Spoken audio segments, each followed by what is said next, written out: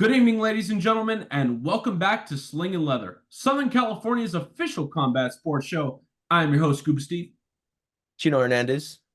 and we And are Justin Valoria. very excited and very honored to welcome back the chosen one himself, Justin Valoria. He's coming off a win off of Eric Garcia in his previous fight a few weeks ago. Justin, welcome back to the show, man. It's good to be back. Thank you for having me. Absolutely, man. Absolutely. And tell me about this previous fight. You were on another big card with headlined by Tim Tszyu and Sebastian Fundora. And I just want to know, what were your thoughts on the fight? How do you think it went? And well, we watched your performance before this, and you look great, man. What were your thoughts? That night it was a bunch of curveballs. The night before they texted me, they said, we possibly could have you on a stream slot, but you'll be a swing bout, which means if they have time, they're gonna throw me in. And they also said, um, possibly your fight could be cut to 4 rounds, and that was kind of like I'm hoping it doesn't, just because I want those rounds, and You said just my four style. rounds. Yeah, so it was I signed the contract for 6 rounds, so I trained for, and then but just being able to take the opportunity to have a stream slot, I was like, I'll take the risk of doing it. So we did it, and they said they picked us up at 12:30, and they said be gloved up, ready by 3 p.m. And I'm like, cool. Warmed up, gloved up, and fight ended up going the distance. So they said they took the gloves back off, and they said, be gloved up, ready again by 4:30. Gloved up, warmed up again, and fight ended up going the distance. They said, you're out for the whole card now. So then I was in the I was in the locker room for another 4 hours, already being there for 4 hours. So then I was just waiting in the back, and by the time Fundora and Tim Tszyu go on, I start warming up for the third time, and I was already kind of tired, but I was pretty relaxed though, just being back there. Everyone kind of chilled out for a bit, so there was no nerves just because I was back there for so long. But it was something I was pretty ready for, just because they told us that that could happen. And on the way out, I told them, I was like, so it's still a 6 rounder, right? Because there's no one after me. They let me know, like, no, it's 4 rounds, and I'm like, ah. But we got in there, and I still did my thing. Did what we trained to do, and it was a dominant 4 rounds against a good veteran who's beaten and been in the ring with almost only undefeated fighters. So it was a good experience for me. Amazing, Absolutely. man. Amazing. I And was curious too. Considering that you were warming up and warming up and warming, were you able to pay attention to the card at all, or was it Oh like kind yeah, I watched most of it. For most of the card, I was just kicking back on the couch, just because just chilling, staying off my legs. So yeah, I saw most of the card. yeah, and what about like the nerves though too? Because I'm sure you're probably like thinking like, man, like I have to wait again. I have to wait again. Like, did the nerves like ever just like leave, or was it just constantly like there because you're like kind of anxious? Like, Nah, honestly, as as they gave me more time, it was kind of like really. So then we kind of everyone just kind of calmed down. So like we kind of walked to the ring, just like no nerves at all, which was pretty funny. I mean, I usually don't have much, but there's still like that, anticipation, that kind of that little little feeling in your stomach, you're ready to go. But here it was just like super calm. Everyone was pretty tired, honestly. We were just back there for so long. But nah, I felt good though. that's what's up, man. I mean, that's great to hear. You put on a great performance. You know, you definitely looked like you definitely. I mean, again, every fighter's their own fighter. You showed a lot of your trademarks in that in the fight against Eric Garcia. Were there any improvements that you or your coaches noticed in the lead up to this fight, or were you just trying to play your game the way you have in your, like your previous fight against Angel Barrera? Um, Obviously keeping the same things that got me to where I am, but little stuff adding on or improving. Trying to improve more on keeping people at the end of my punches. I'm a pretty tall 130, and as an amateur, I was always shorter than everybody. I was fighting in a weight class with everyone was bigger, so obviously getting used to being the bigger fighter and using it to my advantage. So working my jab more of my footwork. We kind of emphasize a lot on that during camp, and I was able to work it through the fight just because Eric Garcia, the way he operates is he wants to get in close and make things rugged. So obviously just kind of keeping him at bay, and I was able to work that out a lot. Gotcha. Yeah, no, and two, I think on BoxRec it says you're 5'9", right? Your height. Yeah.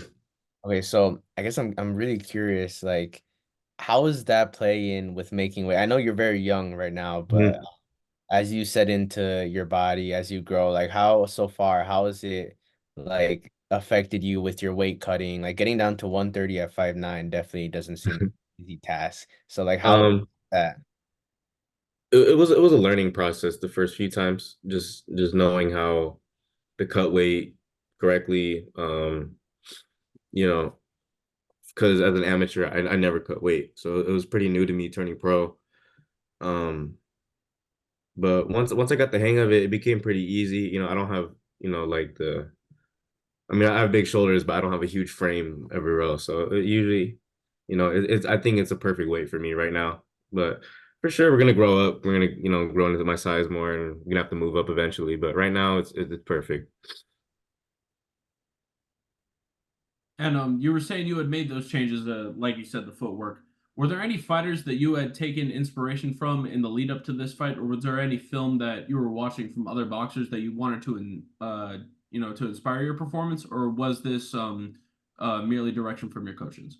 From your coaches. Just direction from my pops. I mean, there's been people that we've seen as fighters like, oh, like should be like that, like they're doing what I want you to do. And like some of those people, Terrence Crawford, Shakur Stevenson, pretty much just masters of distance, also southpaws too. I mean, but I've never looked at somebody and was like, oh, I'm gonna fight just like them, because I'm me, so I'm gonna go in there, I'm gonna do me. But for sure, just taking little bits and pieces from them. Yeah. And I was looking a little bit at your film and you kind of remind me a little bit like now that I think about it, Inoue or like a Gervonta, kind of this they know how to use their reach, they know how to use their length. They have that lengthy jab, especially Inoue. He's a pretty big guy for Yeah. his. So you kind of have do you ever look at those two fighters and kind of see Yeah, I their do style? look at them a lot for sure. I mean, I wouldn't say I try to make my style like them. Um, but I do take bits and pieces just because they're masters of distance, timing, just of the game really. So learning from people like that are just geniuses in the ring, you might see it, throughout, my learning and my performances too. Yeah, 100%. And it kind of reminds me of like something Floyd Mayweather said too, where he was like, some days in the gym I try to fight like Sugar Ray Leonard. Some days I try to fight like Roberto Duran. So he's like, Yeah, one day I took them all together and this is what happened. So it's kind right. of similar to what you're saying. You take inspiration from some guys, but at the end of the day, you're you. So Exactly. pride in that. And So we know Justin's a big Manos de Piedra guy. I mean, we know Justin's a big fan of his. So I mean, of course, definitely, of course. And I'm glad you mentioned your father because in our previous interview, you had mentioned that there were some complications with his health. There was some, issues that had arisen right before your fight with Angel Barrera. How's he doing? Is he doing okay? How's his health? yeah, he's doing really good now. Almost better probably. But it was just like it felt a lot better just to be able to go back to the corner and hear his voice, or being throughout the fight, hearing his voice, knowing he's there. It was just it felt like I was at home again. Just because he's Mhm. been in my corner since as long as I could, that since I started really. So it was just nice to have him back, and not making sure that he's healthy as well. It was huge. I'm sure, and like you said, I'm sure it's like being at home. That's the difference he makes in your corner. Like he makes you feel like you had been in that ring several times before, and he makes you feel like you're right there in the zone where you should be. Yeah, absolutely. And we both love just being there. That's what we love to do. So just having fun with him, it's something as his son is just something that draws us closer together as well. So it's just a great time having him there. And I am curious in these moments where you're in the beginning of your career, where you're still developing your resume, where you're still showing people who Justin Valoria is, I want to know in moments like this, is it more fun than it is pressure? Or is it the other way around where you're like, I need to put a statement on this performance. I need to show people who I am, or is it more just like, yo, this is me. I mean, sorry, this is me performing the way I do, and this is my dad showing me what I need to change, and this is how I need to win this fight. Is it more so like gamesmanship to you, or is it more like this is the pressure of the moment, which is going to lead me to better things? I think it's a good balance of both. I think the pressure is more, you feel more the pressure during training camp just because that's where all the work is done for that fight, you know? So it's just making sure, you're performing right in your conditioning, your sparring, you're pushing hard in your bag work, everything. So it's just like that's that's where all the work is put in. And then fight week is just like all the work that I could do to make myself better for this fight is already done. So Mhm. I having that pressure on me right now is pretty much unnecessary. So like my pops just tells me like you go in there, have fun. You do what we've been working on, because there's nothing more I could do, for my fight. There's a few days of it then we're in the ring. So it's just pretty much just relax and have fun. Yeah, and then also speaking of pressure of either wanting to become something or being there, do you what's the end goal for you? Like when you talk about Justin Viloria, what do you want people to remember you by? Like what is the dream for you? Is it legacy, fame, money, or what? Um, since I was a kid, it was just a dream of mine to have and defend a world championship. So obviously getting that, but I think boxing is something God placed in my life. So I think, exalting him through my work is probably the main goal of why I box now. So really just when people think of me, I want them to see what Christ has done for me and, seeing his work through my work pretty much. Yeah, for sure. And I've noticed a similar trend within other people we've interviewed. It seems like faith and religion have a big impact on and their lives and what they represent. So how has that impacted your career so far in boxing and where do you think it's gonna lead you to?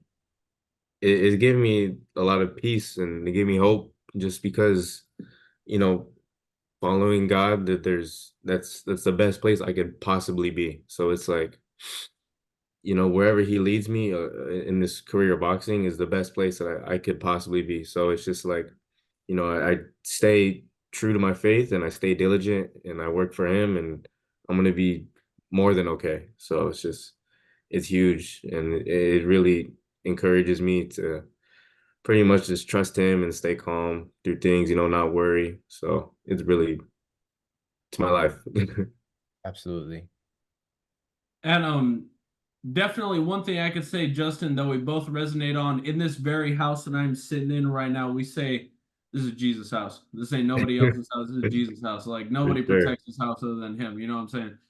And one thing that I feel like that I've been remiss into not asking you up until this point, how deep does your faith go into tenuous moments and hard moments where you're cutting weight or where you're getting through a hard practice? When do you think of your faith in those tough moments? Is it during the weight cut? Is it during your entire life? I know you're incredibly active in your faith, so I'm just curious where what kind of role that plays in it.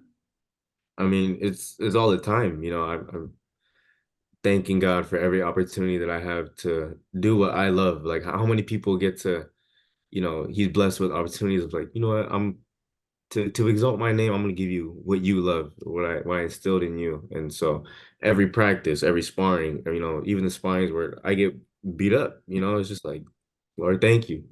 He humbled me. It was just he's on my mind 24/7 just because, boxing's such a trialing, hard thing to do. And it's just like I'm so incapable of myself getting through this. And it's like he's just constantly there just because I need him constantly. So it's just all the time, I would say. Do you think that's a reason why so many fighters are so enveloped within their faith? We can see this all over the place. There are so many boxers that are so tied to their faith that hold on to it so dearly. There are MMA fighters that do the exact same thing, like even in different religions with like Habib and Islam and all those guys from Dagestan, like being devout Muslims. Do you think that there's a reason for that? Do you think it's because it's such a trying sport, or do you think it has something to do with the individual? I I would say it's just because it's such a trialing sport. Every time someone has either came close to God or realizes, they need more than themselves is when they're at rock bottom. And I feel like fighting is such a thing where you're going to be at rock bottom, whether it's physically on that canvas or just through training and, just the overall damage and beat that your body goes through is like, it's like a even if you don't believe in God, it's almost like you make one up just because, just to get you through what you want to get through. So I would say just because it's so trialing as a sport, it for sure brings you close to a greater being. No, Definitely. definitely, definitely. Boxing, as you mentioned, is definitely like a very trying sport, right? I mean, I've experienced that too. It's not fun to get beat up. I feel like in sparring, in those moments, you learn a lot. So I do want to ask you, like, have you gotten to spar any big names or any upcoming names that have taught you lessons or Yeah. really great work? Um, I've sparred since 16. I was sparring, top guys in the world pretty much. At 16, I sparred Ryan Garcia. Last year, I sparred Haney. This Wednesday, I'm sparring with Jose Venezuela, Rayo. I sparred him for his camp for his last fight.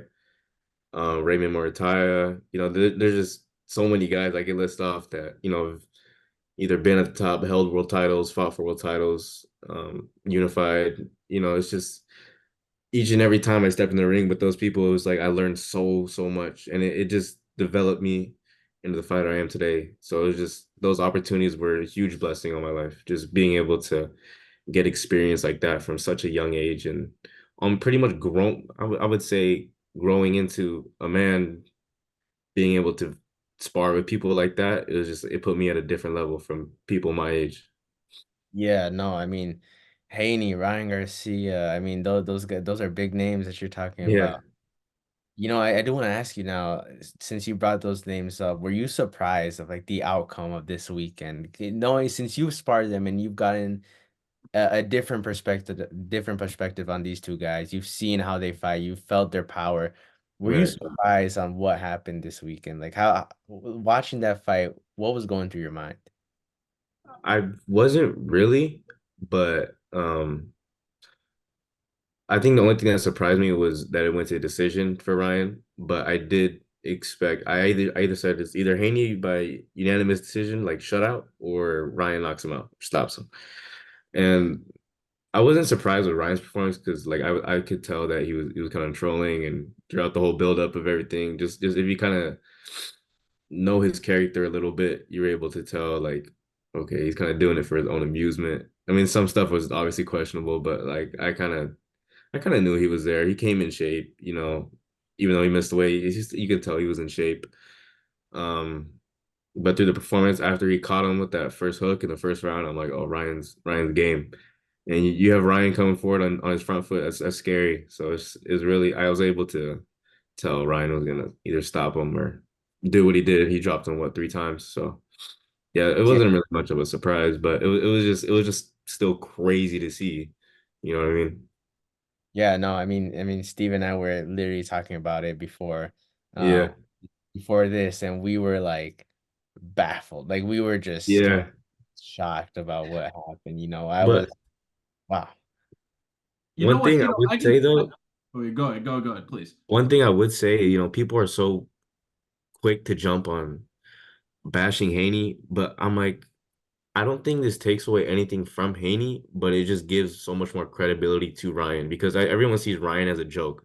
You know what I mean? Just because of his character, like, he may not be the most professional at time, but at the end of the day, he's a fighter and has been a fighter since he was 7. You know, I've been able to see him in the amateurs when I was a little kid, and he's been cracking heads since those days. You know, I remember he was 15, he's sparring this dude, he's making him throw up because he has concussions too. Like that dude been able to crack for years. And for him to be able to be at this point where he's in conversation with the best in the world, it's like people have to start putting more credibility to his name, I think. Yeah. Definitely. The only thing I had to highlight is what a beautiful transition by you two. That was literally what I was going to pivot to, and you guys were in my head immediately. That was great. Anyway, that's neither here nor there. But absolutely. And this was such an incredible performance by Ryan, despite all of the shenanigans that happened before that, Right. all the controversy he had got into, all the topics he was getting into. Did you expect that to happen, Justin? I mean, what was your pick ahead of the fight? I had Ryan. I was like, if he catches Haney, like his power is like it's crazy. Like honestly, I would say out of all those top names I sparred, he probably hit me the hardest, Ryan. And it was just because the punch that hurts you the most is the ones you don't see. Just how quick he is. Boom, once it cracks you, it's just like you don't know what happened. It's weird. And I knew after that, once that first round came, I was like, it's over. It's gonna be all Ryan's game this whole time, just because just that power is crazy, you know.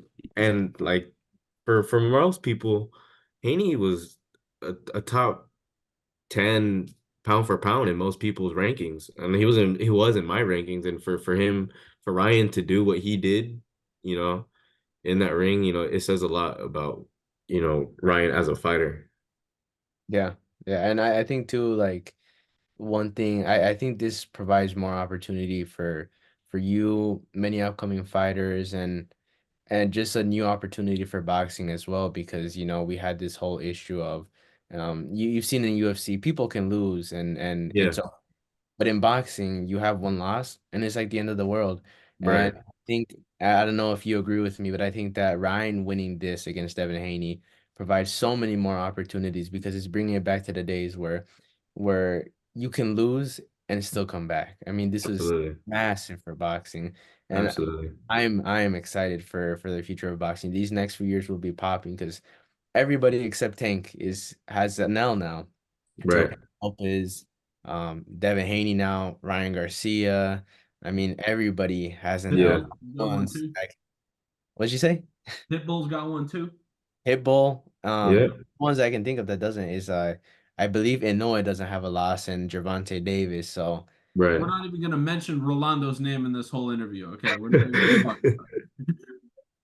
That's man, funny. it's just I'm excited for the sport of boxing, and Yeah. but what do you think about what this does for boxing? Ryan winning last night, or not last night, on Saturday night. What do you think that does for boxing? I mean, I think I give respect to both guys. You know, it was just two top dogs fighting each other, but you kind of been able to see that trend for the past year with last year. Benavidez fought Plant. Inoue fought a lot of the top guys in his divisions. Spence and Crawford, that was a fight.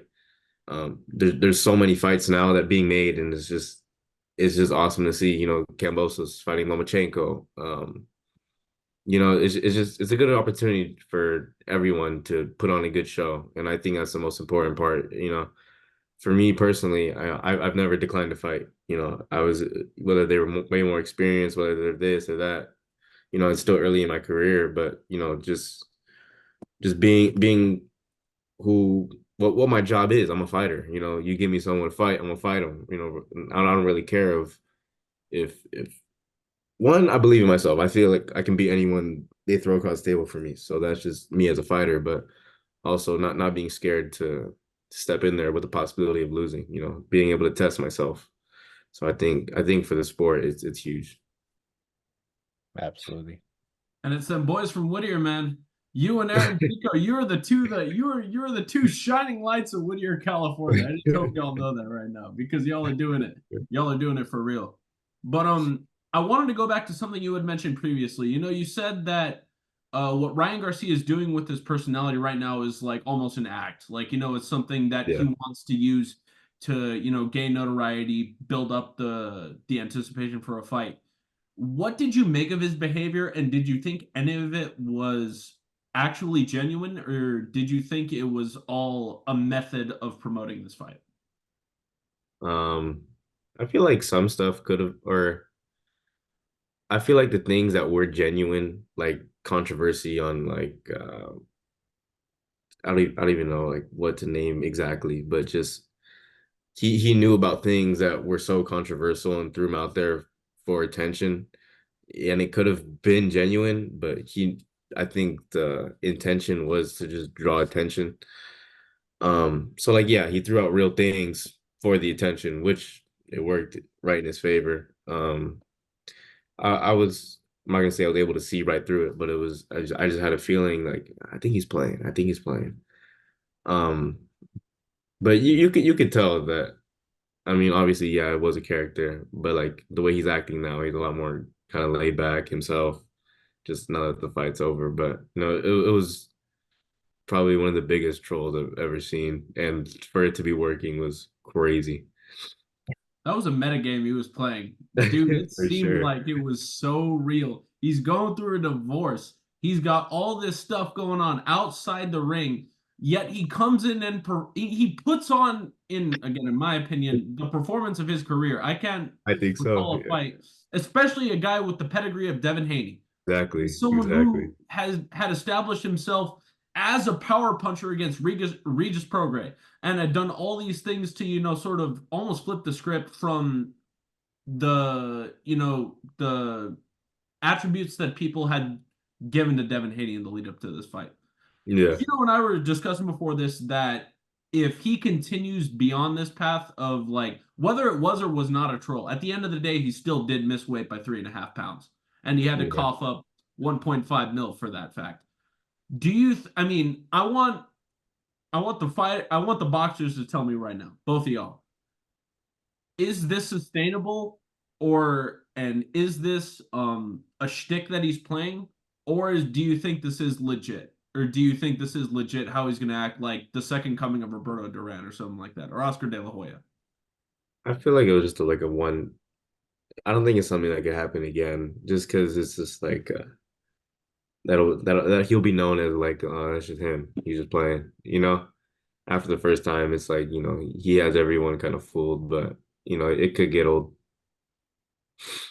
No, I agree 100%. I think that definitely not something you could sustain. I mean, I'm sure, I mean, Ryan is more of a genius than I gave him credit for. So I think he's gonna come up with another way to promote his next fight and the one after that. I think that he caught many by surprise, and I always find it funny. Like you're listening into these fights, and I hear this in UFC and all kinds of fights, but man, one moment Ryan's walking in and everyone's booing him, and then by the end of the fight, everyone's cheering. It's like I find it incredible that he's able to sway the whole fan from booing to him to cheering Ryan, Ryan, Ryan. I find that quite incredible. Like the man's got a special talent, like not just in boxing, but outside. He has that charisma, and that is someone you don't really see that nowadays with many. Yeah, I can't really think of anyone that besides maybe Muhammad Ali who did that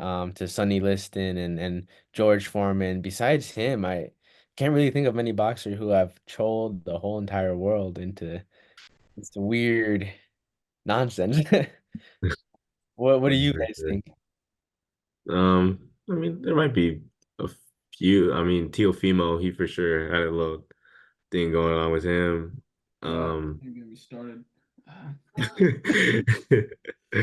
um, I mean, Rolly's kind of his own person. He kind of just makes everyone laugh. But I think Ryan, he's just his own guy. He's his own character. You know, I don't think. Yeah, he for sure gets the whole world riled up when he fights. So I think that's awesome for him. Yeah.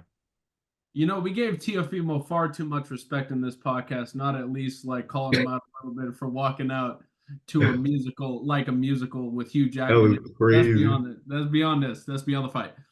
But with Oscar De La Hoya having so much influence over Ryan Garcia, especially in the lead up to this fight. We were discussing, do you think that Oscar De La Hoya is becoming almost the next Don King in a kind of way? Mm, I don't know. I feel like he's someone who's very involved with the people he promotes, obviously. Um, but I think Oscar's Oscar. He's his own guy. So I'm not too sure. I mean, in a way, yeah, sort of. But no, I would just say Oscar's Oscar. He's his own character as well. No, definitely. I definitely hear you. Well, anyway, we had to ask you about that fight. You know, it's around your weight class. Hell, that could be a fight you see in the future, especially after y'all sparred and everything. But you know, Uh, moving on, Canelo Alvarez has got a fight booked against Jaime Munguia the eve of Cinco de Mayo. What are your thoughts on that fight, and how do you see it playing out? um, I would place my eggs with Canelo just because he has the experience. He still has power, athleticism. But I do give a lot of credit to Jaime Munguia. He's super active, super high volume puncher, which I don't think plays in favor for Canelo a lot. So I think he would give Canelo problems, a lot more problems than people would say he give him. If he just keeps that pace super high, doesn't let Canelo kind of sit down on his punches like that, I think, he could have a good chance of winning. But I would still I would still place my bet on Canelo. Yeah, I mean, Canelo definitely has slowed down a little bit these past few fights. Do you think that's gonna play like a major factor in this fight? And do you think that maybe he's just nearing the end of his prime, just getting old? Yeah, for sure. I mean, he has so many fights under his belt, and it's kind of bound to catch up to you. So I think I would say boxing is a young man's sport. So I mean, he's carried it well, but I do notice a little bit of a decline for Canelo. But I still think he'll pull it off. Yeah, 100%. And sorry, go ahead, Edgar. No, I just said I agree. All you, bro. Oh, my bad. Going off what y'all were saying, if this is a bit of like a legacy slash, father time catching up to you kind of move, choosing Jaime Munguia over a guy like David Benavidez, who has shown that he's the definitive number one contender. Do you think this is almost like a legacy move for Canelo, or do you think he's avoiding him, or what do you think the situation is there? I'm not too sure. I mean, it could be him avoiding, or it could be him thinking that Benavidez may not be a big of a draw money wise as a business. I don't think so. I think they should fight. I want them to fight really bad, but you never know with how the business works at that high of a level unless you're there. So I'm really not too sure. I mean, I'm not gonna throw it out there that he's ducking or anything, but yeah, he might be.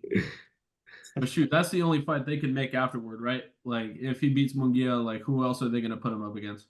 Yeah, I mean that's the only fight I want to see. I feel like Benavidez is the only one who I say a 168. I mean, he is moving to 75, but I'm sure he would come down back down to 68 for that Canelo fight. No one else in the division beats those two. They're both at the top, so it only makes sense to see them both fight each other. Yeah, Certainly. absolutely. And speaking of upcoming fights too, right after that, May 6th, Inoue versus Neri. That's a pretty big fight. A little bit early Yeah, though. I believe it's at like 4 a.m., 5 a.m. yeah, Japan.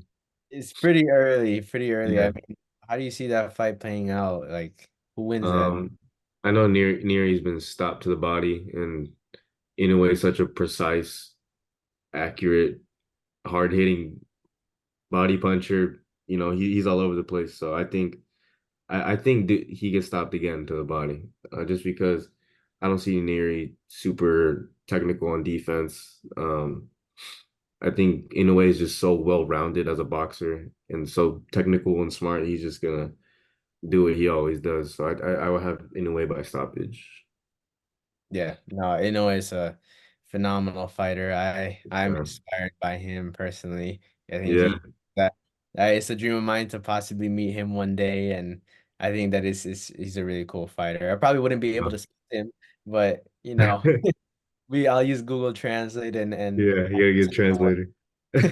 and speaking about meeting fighters, have you besides like from sparring, have you had the chance to go to any conventions and or anything like that to meet any like legends of the game? Um, I've never been to any conventions, but seeing some probably just at gyms and stuff like that. I'm trying to think of some. When I was very, very little, I met Roberto Duran one time at Canelo's fight. Um, Steve loves that. He's definitely Oh this. man. Roberto Duran, he's such an inspiration, and I don't even know. He's such a, I'd say one of the best lightweights to ever touch boxing. Um, who else? I can't think of anyone right now who is just up that caliber, but for sure I have met some probably just around gyms, you know. What's Who's that like? better all time at 135 than Manos de Piedra? Who is it? What was that? What happened? Well, if Roberto's one of the best, who do you think could challenge his resume and his legacy at 135? 135.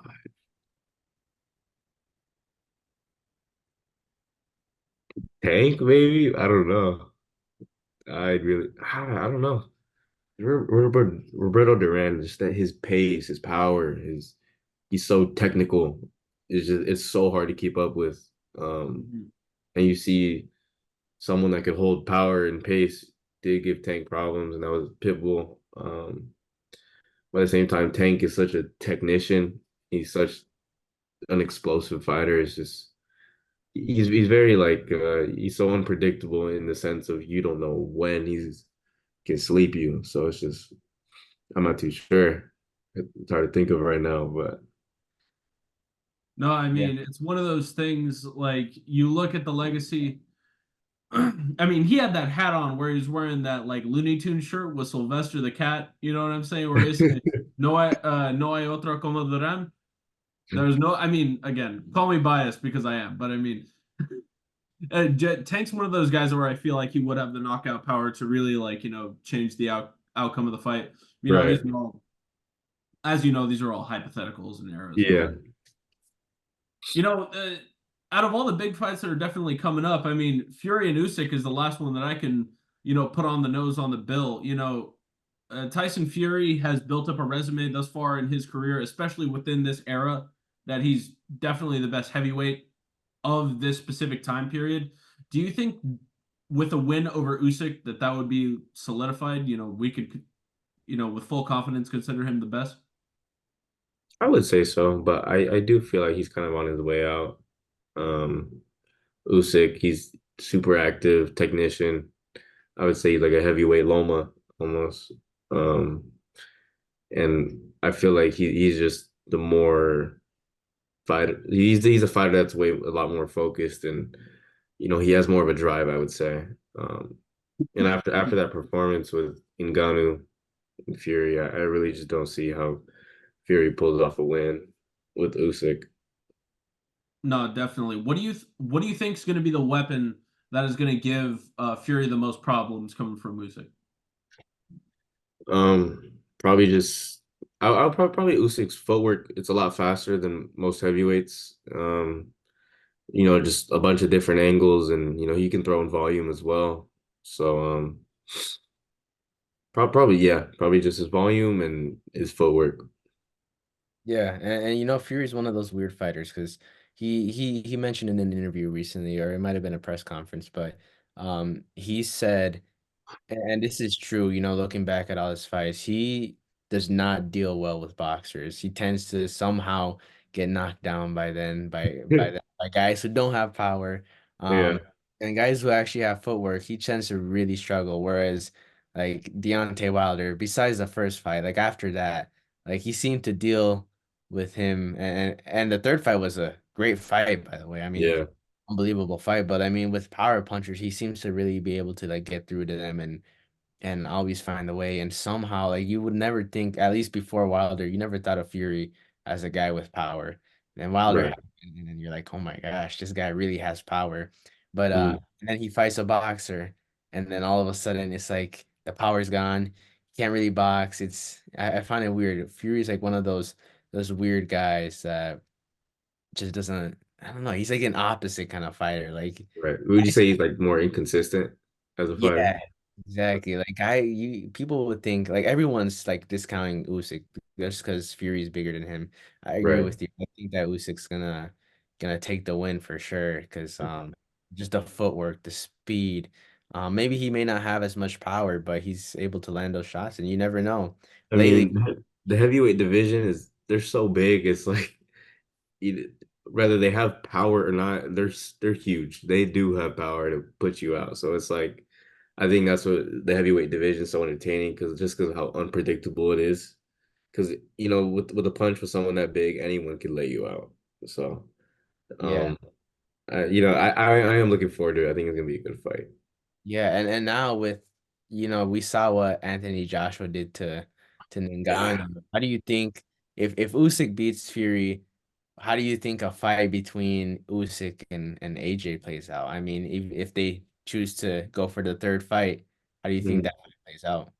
I do see Usyk and Joshua, right? Yes. Yeah, I do see Joshua a lot better. If I was boxing now, I think it'd be a lot better fight. Um, I would like to see him with something more like give him a bit more of a test than his past couple of fights. But I would still put money on Usyk just because the skills there. But Anthony Joshua is looking really good lately, so I would just like to see him against someone a bit like, more durable, someone more skilled, just to kind of test how if that change in his adjustments is really there. So Yeah.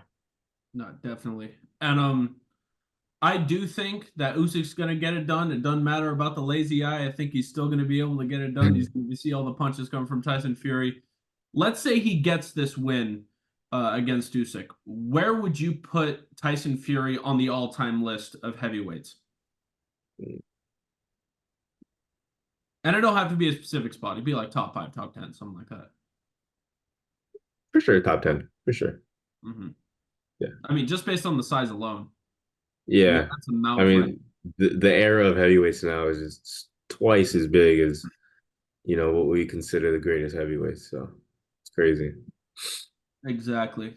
Exactly. And Justin, I may have the most important question I may ever ask you coming right after this. I know you cut a lot of weight. You're dedicated to this sport. You do everything in your power to be the very best you can be. What is in your fridge? uh, Pretty much a normal eggs, almond milk, chicken. That's nothing out of the usual. No 2%? You go almond milk? Almond milk. Yeah, we don't buy regular milk. No, it's pretty healthy. It's a healthy fridge. No, I hear you. I hear you. I had to ask that because that's a great insight to what a boxer's digesting, and that's how Right. they get through fight week. That's their sustenance and everything. Um, before we go, what's the message to the Justin Floria fans throughout the world, and what they should expect coming from you in your career?